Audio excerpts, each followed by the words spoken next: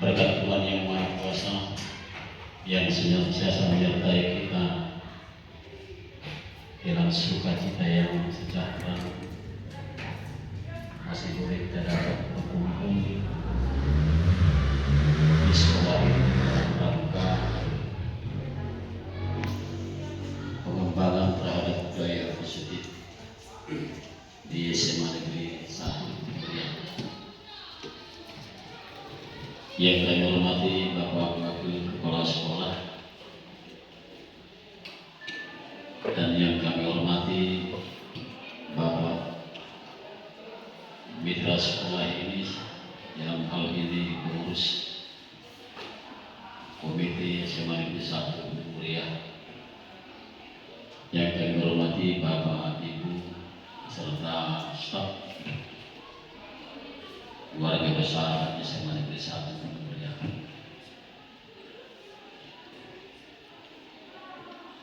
Tentu dalam proses pengembangan terhadap sistem pendidikan yang diharapkan oleh pemerintah mengacu terhadap meraihnya Indonesia emas adalah banyak hal yang harus kita capai di dalam menambah kompetensi masing-masing peserta atau guru kita. Dirasa perlu dalam hal ini, sebagaimana harapan untuk meraih itu, tentu kita akan berupaya agar semua kompetensi yang dapat untuk memberhasilkan masa depan anak bangsa kita akan bisa mendapatkan melalui narasumber yang sudah berkecimpung. Sasaran pendidikan itu masih jalan di tempat, maka dengan adanya pengembangan terhadap budaya positif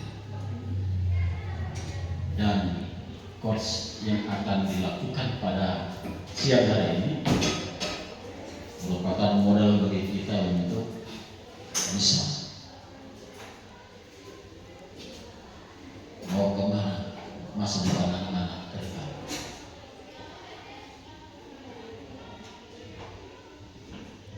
Pemberdayaan terhadap Bapak Ibu dengan mengikuti workshop atau pelatihan-pelatihan lainnya sebenarnya memiliki nilai positif sebagai pengembangan terhadap harapan.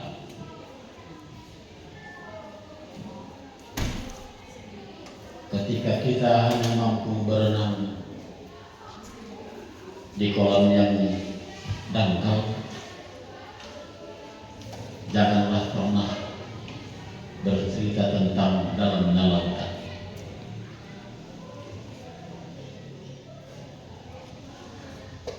Kita ulangi, ketika kita hanya mampu berenang di dalam kolam yang dangkal, jangan pernah kita bercerita tentang dalamnya lautan.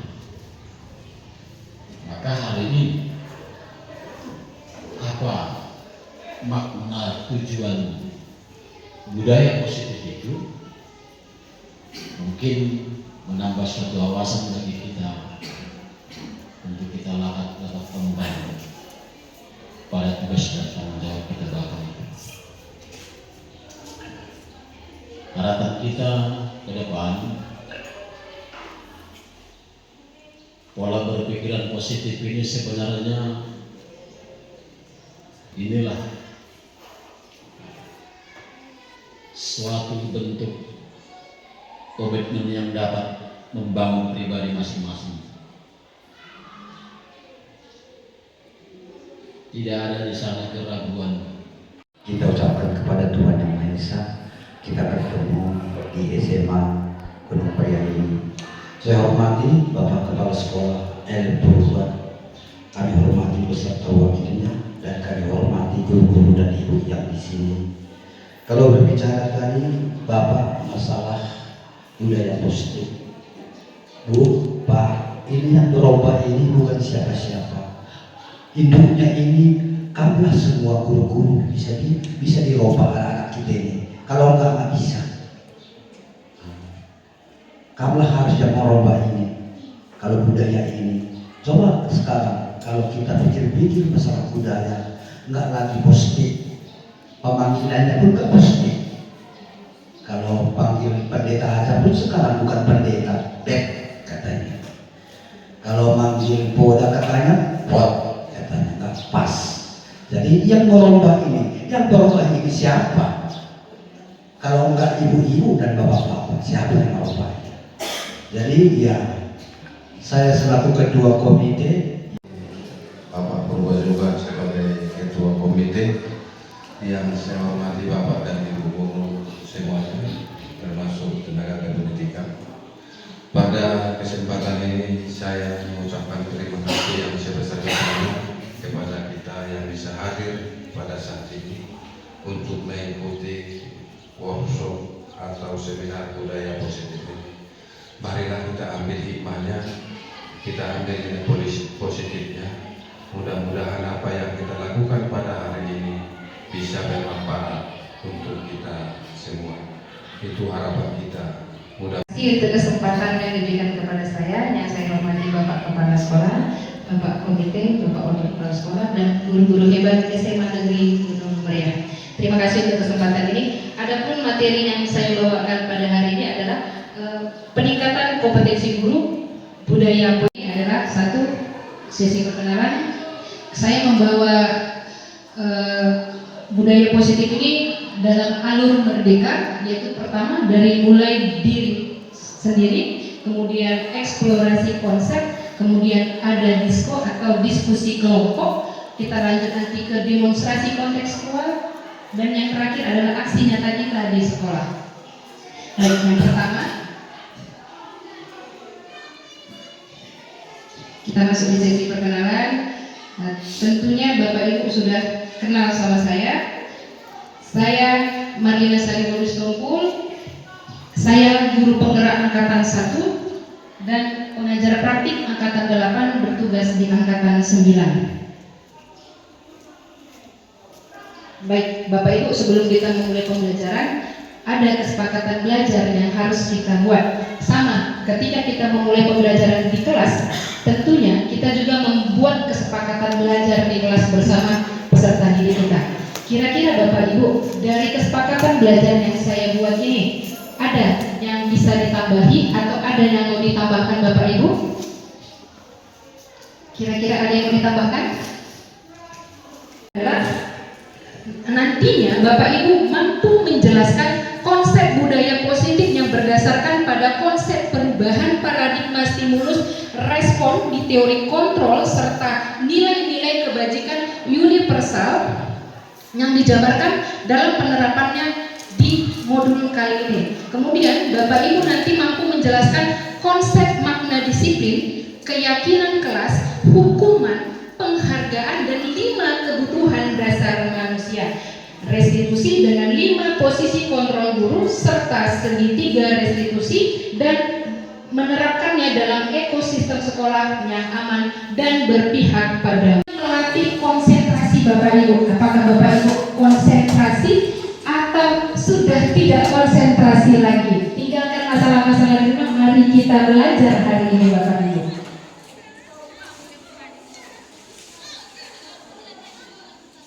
Oke, judul S reading kita adalah Aram Samsa.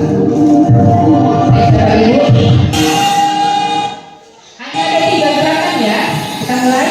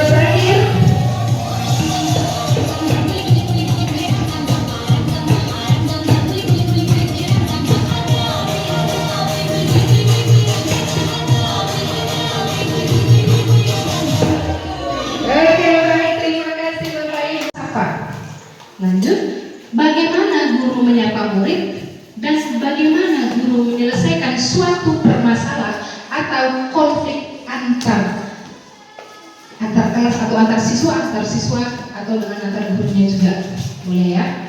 Kira-kira seperti apa lingkungan belajar Bapak Ibu saat ini? Boleh ya dituliskan di sana. Dari rangkuman pertanyaan pemantik tadi, kami mau mendengar pendapatnya. Pertama, yaitu membuang sampah sembarangan. Kemudian, perhatikan gambar yang kedua ini lagi Bapak Ibu. Budaya yang mana ya yang saat ini terjadi di lingkungan belajar kita? Ketika guru menjelaskan, ya kan? Guru menjelaskan, guru memberi tugas. Di gambar yang pertama atau di gambar yang kedua? Kalau di gambar pertama ini mungkin hal-hal yang negatif ya. Misalnya, ketika guru memberi tugas, dia sibuk main handphone di belakang. Siswa sibuk main handphone di belakang. Siswa sibuk berbicara, berdiskusi sendiri, entah apa yang dibicarakannya. Mereka teriak, "Ore, pulang! Cepat pulang!" Ini. Ya. Ada pengumuman guru sedang rapat, mereka bahagianya setengah ampun. Ya. Tapi kalau tiap keyakinan kelas atau budaya positif itu sudah tertanam pada siswa, mereka itu akan merasa kecewa ketika cepat pulang, dan mereka akan membentuk kelompok-kelompok kecil, mereka belajar, melanjutkan pelajaran, kebiasaan, dan yang ketiga, budaya sekolahnya sendiri. Oke? Oke, tadi sudah berbagi perjalanan ya. Baik, kita lanjut. Nah, kita masuk di pertanyaan reflektif. Apa pentingnya menciptakan suasana positif di lingkungan Anda atau di lingkungan sekolah? Kira-kira apa ya pentingnya menciptakan suasana positif di lingkungan sekolah? Ya Bapak Ibu, ada yang bisa menjawab apa pentingnya sih suasana positif di lingkungan sekolah? Kira-kira apa ya pentingnya menciptakan suasana positif di lingkungan sekolah? Iya. Kesempatan diberikan kepada saya. Kalau saya lihat dari kelima pertanyaan itu, kalau saya amati secara pribadi, yang pertama, cobalah amati lingkungan sekolah Anda sendiri saat ini bagaimana suasananya. Kalau suasana, kalau menurut saya sudah bagus, tapi walaupun bagus perlu kita tingkatkan. Yang kedua, murid-murid saling berinteraksi. Kalau interaksi murid dengan murid, saya rasa masih perlu sekali pembenahan, masih minim. Yang ketiga, bagaimana guru saling tegur sapa antar guru. Kalau menurut saya sudah bagus.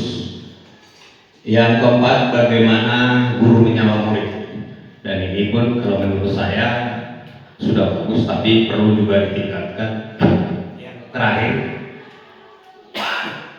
kalau masalah menyelesaikan konflik atau permasalahan antar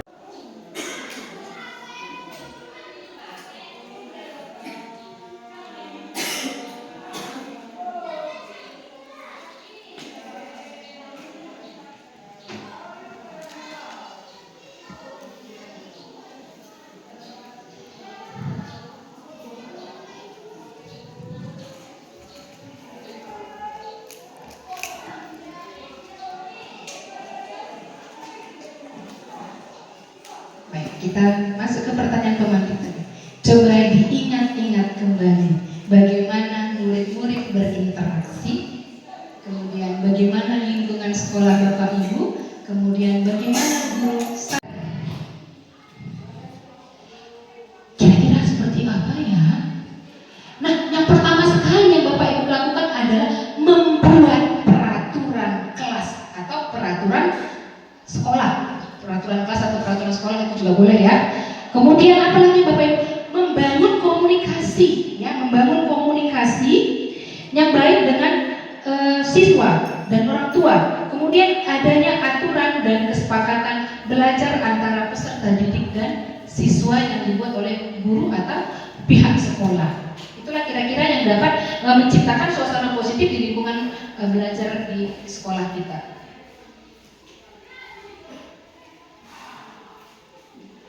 Baik.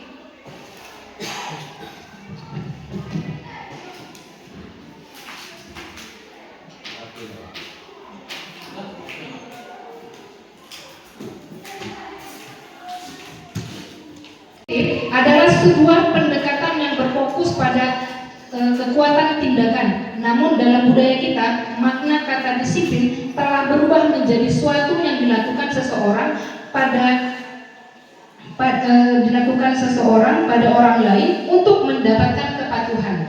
Kecenderungan umum adalah menghubungkan kata disiplin dengan ketidaknyamanan, bukan dengan apa yang kita hargai atau pencapaian suatu tujuan mulia.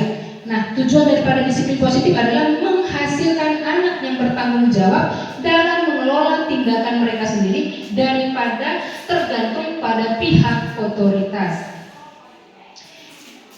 Sisi kedua, menurut teori kontrol, semua tindakan manusia, baik atau buruknya, pasti memiliki maksud dan tujuan tertentu. Seorang guru memahami teori kontrol akan mengubah pandangannya dari stimulus respon ke cara berpikir proaktif yang mengenali tujuan dari setiap tindakan. Kita mungkin tidak suka sikap seorang anak yang terus-menerus merengek, tetapi sikap itu mendapat perhatian kita. Maka kita memenuhi kebutuhan anak tersebut. Nah, kalimat-kalimat di bawah ini mungkin terdengar benar apa salah? Kira-kira keyakinan kelas dan peraturan kelas itu sama tidak, Bapak Ibu? Keyakinan kelas dan peraturan kelas itu sama tidak? Ada yang bisa menjawab, Bapak Ibu? Kira-kira benar apa salah? Salah. Oke. Berarti keyakinan kelas itu adalah halnya sama. Berarti salah ya, ya? Berarti mereka berbeda ya? Baik. Oke.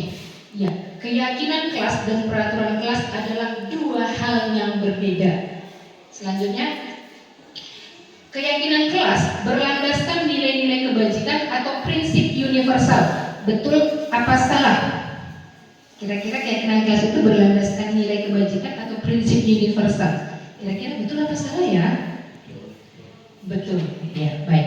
Jawabnya adalah betul. Nah, selanjutnya Bapak Ibu, ada tiga di sini ya?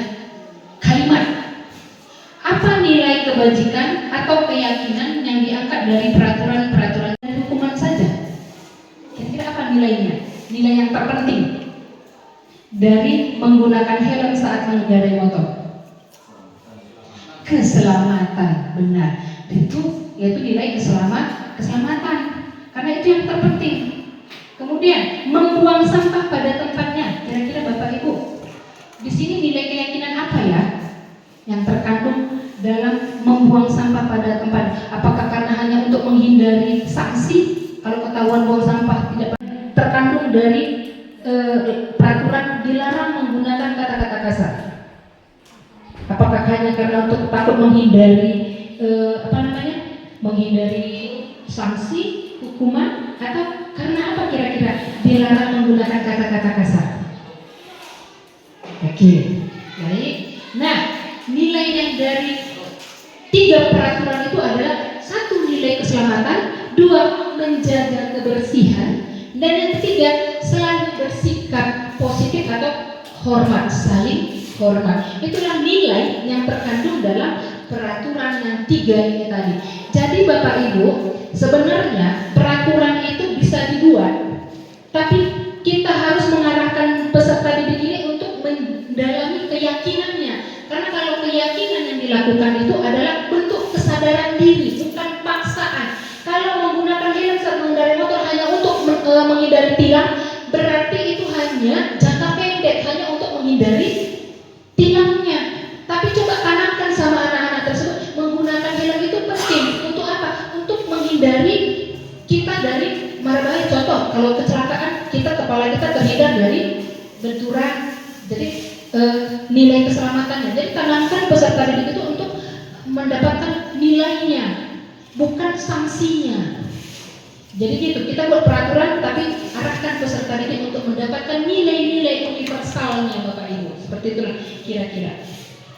Sebenarnya, urutkan langkah-langkah utama dalam menetapkan keyakinan kelas serta pendalamannya. Kira-kira Bapak Ibu, kalau membuat keyakinan keras itu apa urutan pertama yang paling penting yang perlu kita lakukan bersama peserta didik? Apa ya kira-kira urutan pertamanya? Yang pertama itu adalah berdiskusi mengenai peran seluruh warga kelas. Maka kita harus tahu dulu 5 kebutuhan dasar manusia. 5 kebutuhan dasar manusia. Yang pertama itu adalah kesenangan. Yang kedua adalah cinta dan kasih sayang. Yang ketiga adalah apa itu Bapak Ibu? Kebebasan. Kemudian yang keempat adalah penguasaan. Kelima bertahan hidup. Bapak Ibu banyak mungkin ya banyak selama proses belajar mengajar banyak peserta didik atau ada beberapa peserta didik yang melakukan pelanggaran. Terkadang kita hanya ngejat saja pelanggaran yang dilakukan oleh kamu kenapa terlambat tanpa menanyakan apa alasannya terlambat dan kita tidak tidak mencari tahu kebutuhan dasar mereka karena mungkin kita tidak paham apa itu kebutuhan dasar melukis-lukis meja kemudian mencoret-coret dindingnya. Kalau kita tanya sama si peserta didik ini tadi, apa alasannya mencoret-coret dinding? Kalau dia mengatakan saya senang melakukannya, terus bagaimana? Bagaimana kelanjutannya? Apakah Bapak Ibu biarkan atau seperti apa? Nanti kita bahas ada di materi berikutnya. Nah, kemudian ini kita sudah masuk di segitiga restitusi. Sebelum sampai ke situ, kebutuhan dan kesehatan, rumah dan makanan. Komponen dari kebutuhan hidup ini adalah perasaan dari rasa aman. Di situ juga disampaikan kebutuhan psikologis yaitu rasa lapar, haus dan lain sebagainya, serta psikologis tentang rasa aman. Baik, kita lanjut Bapak Ibu.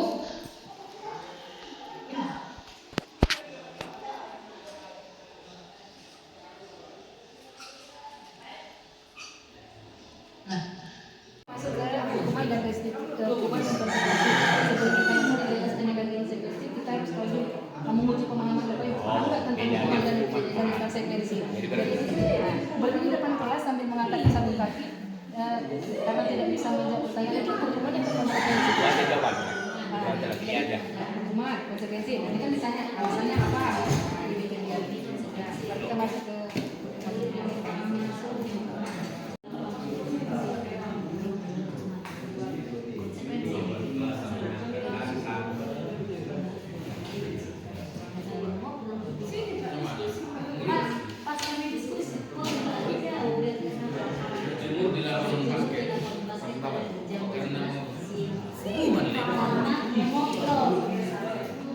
ya kan disuruh berjemur di lapangan basket, ya hukuman.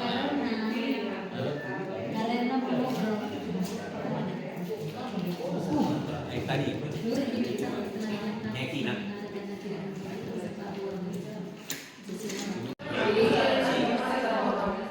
Ini kita jadi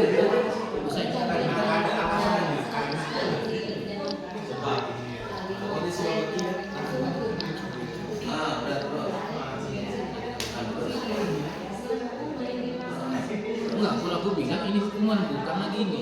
Ada sesuatu di tangan yang dilanggar dia.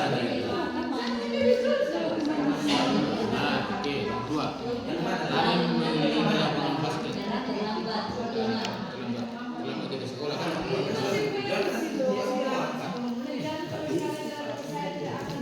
Jam istirahatnya.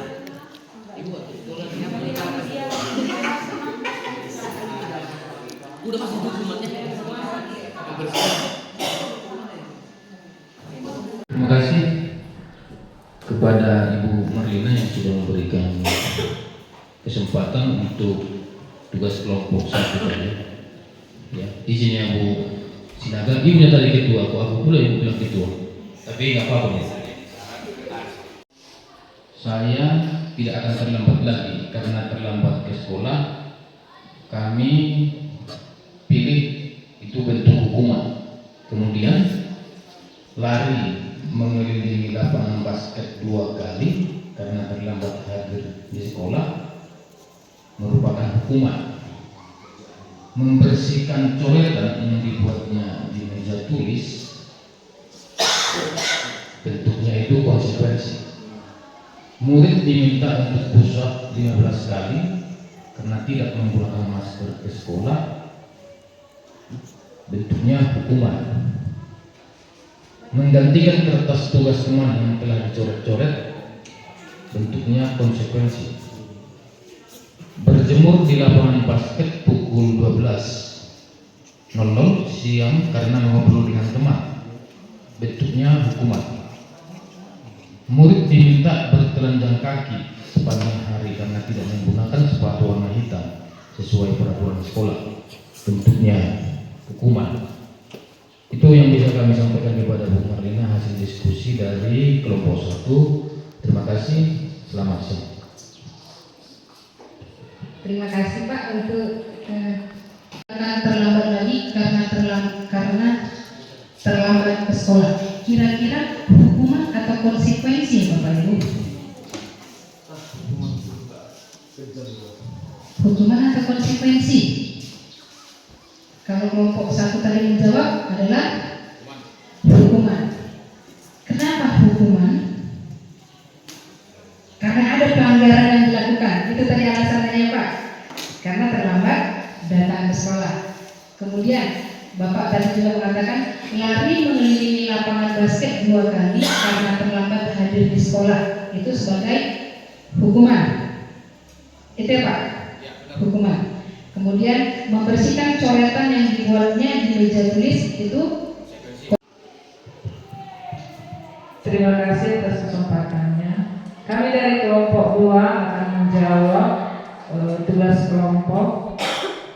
Yang pertama, tindakan guru berdiri di depan kelas sambil mengangkat kaki 1 karena tidak bisa menjawab pertanyaan, dan kami menjawab itu adalah konsekuensi. Yang kedua, membersihkan tumpahan air di meja tulis karena tersenggol pada saat belajar. Kami menjawab itu adalah konsekuensi. Yang ketiga, kehilangan 10 menit jam istirahat untuk mengerjakan tugas karena terlambat datang dan tertinggal pelajaran. Kami menjawab adalah konsekuensi. Selanjutnya, lari mengelilingi lapangan basket 2 kali karena terlambat 10 menit untuk pelajaran PJOK.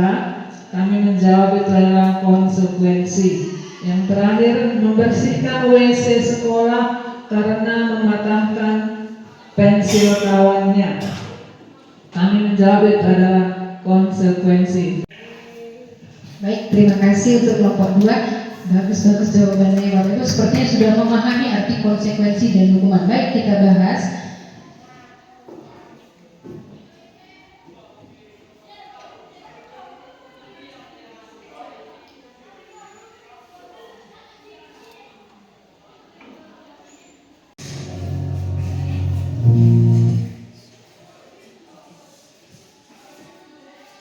Tadi, kira-kira apa motivasi daripada si Julio tidak mengambil uang itu? Melaksanakan ajaran agamanya, Yaitu keyakinan. Ya, motivasinya adalah keyakinan, ya kan? Nah, di sini Julio bertindak menurut keyakinannya, yaitu tidak mengambil yang bukan haknya. Mari Bapak Ibu kita simak peraturan kelas 11 IPS sebagai berikut. Kita masuk ke slide 35.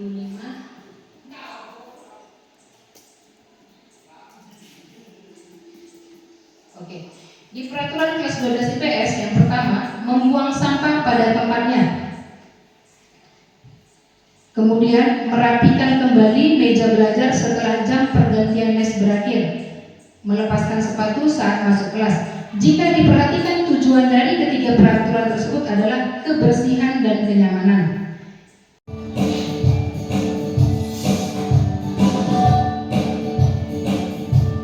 Halo, Bapak Ibu Guru calon guru penggerak.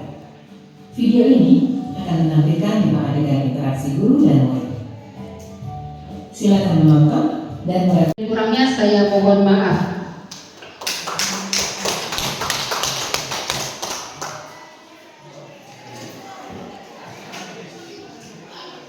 Baik, terima kasih kepada Ibu Marlina yang sudah menyampaikan materi.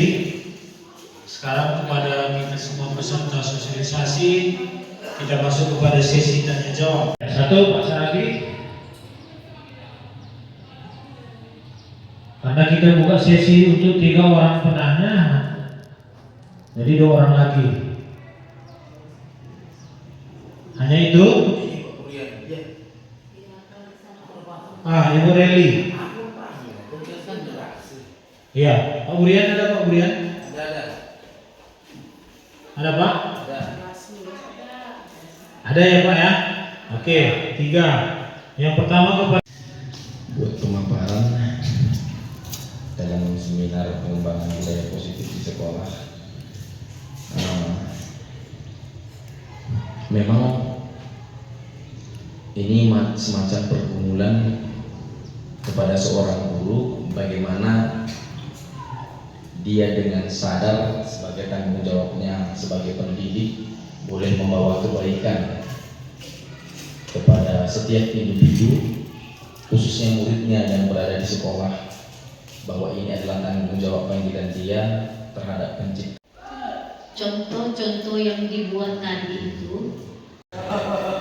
Baik, seminar pengembangan budaya positif di sekolah SMA Negeri Gunung Muria merupakan judul yang luar biasa, judul yang bagus ya untuk peningkatan budaya di sekolah SMA Negeri 1. Yang pertama dalam penyampaian materi tadi dari Bu Marlina ya, kami sudah cukup menerima ya.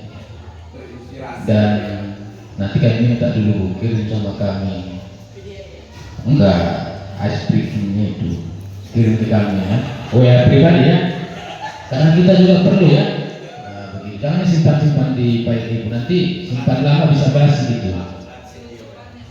Jadi dikirim nanti sama kami Bu. Oke, itu pertama. Yang kedua, kalau tadi Ibu Sinaga, izin ya, Bu Sinaga saya singgung Ibu. Kalau Ibu tadi menyatakan bahwa yang disampaikan di video tadi itu dari sepertinya video SD ya, saya juga setuju itu. Cuman tujuan daripada Ibu menyampaikan ini mungkin kita mengambil pengembangan dari situ ya. Dan yang ketiga, saya lihat ya Bu di SMA Negeri 1 Gunung Muria itu sangat jarang, entah siswa kita yang tidak mau mendengarkan perkataan yang kita berikan, atau memang di lingkungan rumahnya juga nggak diajari mereka. Itu yang paling sangat saya soroti.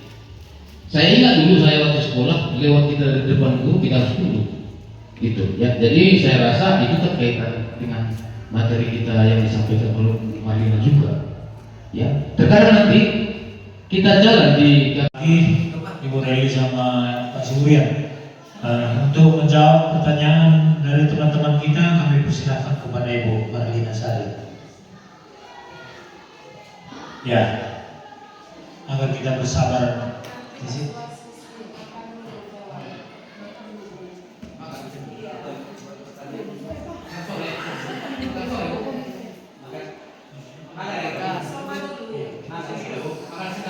Oke, kalau begitu karena makanan pun sudah sampai di tempat kita, nanti sesudah isoma Ibu. Untuk menjawab pertanyaan dari Pak Saragi, bagaimana kita menyikapi siswa yang banyak alasan atau banyak bohongnya ketika ditanya tentang alasan ketika mereka melakukan pelanggaran atau pelanggaran ya Pak. Nah, yang pertama perlu adanya pendekatan kita kepada peserta didik dengan memberikan perhatian agar peserta didik itu lebih terbuka dan luas untuk memberi alasannya seperti itu. Kemudian yang kedua adalah kita harus melakukan kolaborasi. Dan begitu ya Pak, ya Bu, pertanyaannya kita lanjut. Nah, siswa kelas tinggi sudah memiliki daya nalar yang luas. Tentunya kita sebagai guru dapat mengatasi masalah di kelas tersebut dengan memberi pertanyaan-pertanyaan pemantik agar jawabannya tidak meluas, dan memanfaatkan posisi kontrol guru kita sebagai manajer. Ya, itulah untuk menjawab pertanyaan dari Ibu Reli. Dan yang terakhir pertanyaan dari Bapak Siburan, bagaimana menambah referensi tambahan ya Pak, cara menumbuhkan budaya positif pada masyarakat dan lingkungan. Pertama, kita harus melakukan keyakinan kelas dulu, menanamkan nilai keyakinan dan agar menjadi pembiasaan di kemudian hari. Kemudian penetapan tata tertib dengan berlandaskan pada keyakinan yang disepakati agar menjadi pembiasaan, agar itu dibawa ke tengah-tengah masyarakat. Terima kasih. Kita lanjut kepada moderator. Ya, terima kasih kepada Ibu Marlina sudah menyampaikan jawaban dari pertanyaan teman-teman kita. Jadi kami rasa jawabannya sudah cukup jelas ya Pak Sanagi, Siburan sama Ibu Nerli. Oke, kita ucapkan terima kasih kepada Ibu Marlina untuk sesi pertama dan kita berikan tepuk tangan. Baik, Bapak Ibu, sesuai dengan jadwal kita masuk kepada workshop yang kedua.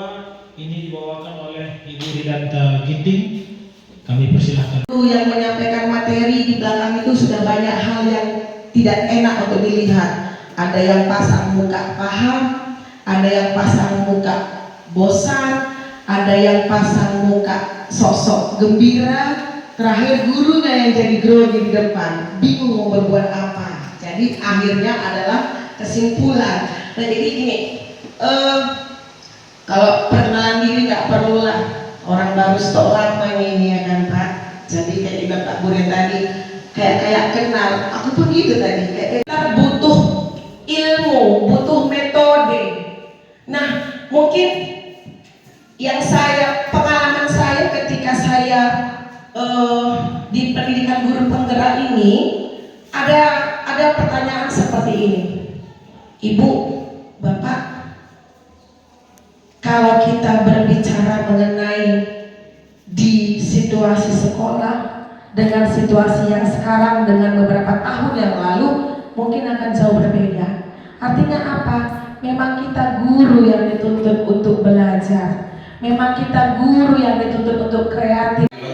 Oke, kita persepsikan Pak Tony ini adalah seorang berprestasi. Jadi pertama, ketika ada perubahan yang sangat drastis, boleh kita menanya atau menegur secara lembut dengan boleh sentuhan badan gitu seperti bafol laki-laki bahu. Itu memberikan sedikit keterbukaan batin pada diri kita. Kemudian sendiri sebenarnya ada sejuta pertanyaan yang masih dalam pikiran kita untuk membahas mengenai bagaimana sebenarnya kita sebagai pribadi guru. Oke, pertanyaannya seperti ini Ibu. Membangun pribadi guru sebagai coach, apakah tidak bertentangan dengan membangun pribadi guru sebagai sesuatu yang sangat dihormati, sama seperti kebudayaan di Thailand atau segalanya yang menganggap guru itu sebagai dewa yang mungkin bercanda saja dia tidak boleh. Kalau sebagai coach gitu, saya rasa seorang siswa boleh bercanda. Itu yang pertama. Yang kedua, mengenai kesuksesan pendidikan, sebenarnya sih kalau mau sukses tidak lepas dari anggaran pendidikan. Karena Bapak komite di sini, Bapak komite, siapa tahu nanti tahun depan supaya malakam dari segi dunia kehidupan kita, makhluk ciptaan Tuhan, kita sebenarnya nggak pantas untuk melarang, memaksakan kehendak kita untuk mereka tidak boleh berpacaran. Bagaimana sistem pendekatan coach ini dalam menyikapi bahwa kepribadian di usia katakanlah 15 sampai 18 kehidupan mereka dipicu untuk rangsangan-rangsangan, kemauan-kemauan dalam berpacaran, saling mengenal. Terima kasih. Untuk berteman. Nah, saya pikir Pak, pihak sekolah boleh mengcoachnya dengan mengedukasi anak-anak apa itu bahaya pergaulan bebas. Saya pikir guru pasti punya metode masing-masing untuk menyampaikannya. Saya pikir kita jangan berpikir, itu tabu, nggak boleh, salah Pak. Kenapa? Kebetulan saya agen perundungan juga saat ini Pak. Dan baru 2 hari yang lalu saya ikut seminar juga mengenai hal ini karena banyak kasus di daerah Langkat. Sepertinya melelahkan memang untuk mengharapkan bagaimana ke depan tujuan daripada budaya positif dan coaching ini terwujud. Namun Bapak Ibu, pada hal-hal yang kecil yang dapat membawa suatu nilai yang berharga sudah mulailah kita lakukan. Seperti di budaya positif tadi kita melihat tingkat kesadaran untuk iya. Jadi jangan nanti Bapak tanya kok sekian ya, jangan begitu. Hanya itulah kemampuan yang dapat diberikan oleh ya seminar hari ini. Kami dari sekolah mohon maaf ketika ada suatu kata-kata yang kurang berkenan di hati kita. Budaykan Bapak lah itu di pasir pinggir pantai, ketika ombak datang untuk mengempasnya, maka yang kurang berkenan itu akan sirna begitu saja. Hal-hal yang bermanfaat hari ini yang sudah kita dapatkan dari kedua narasumber yang hebat ini, ya terima kasih Bu. Kira dulu Ibu merasa karena kawan-kawanku, ternyata tidak demikian. Selaku narasumber dengan peserta memiliki suatu hal sesuai dengan fungsi masing-masing. Terima kasih semua atas ilmu pengetahuannya. Hal yang bermanfaat ini Bapak Ibu ukirlah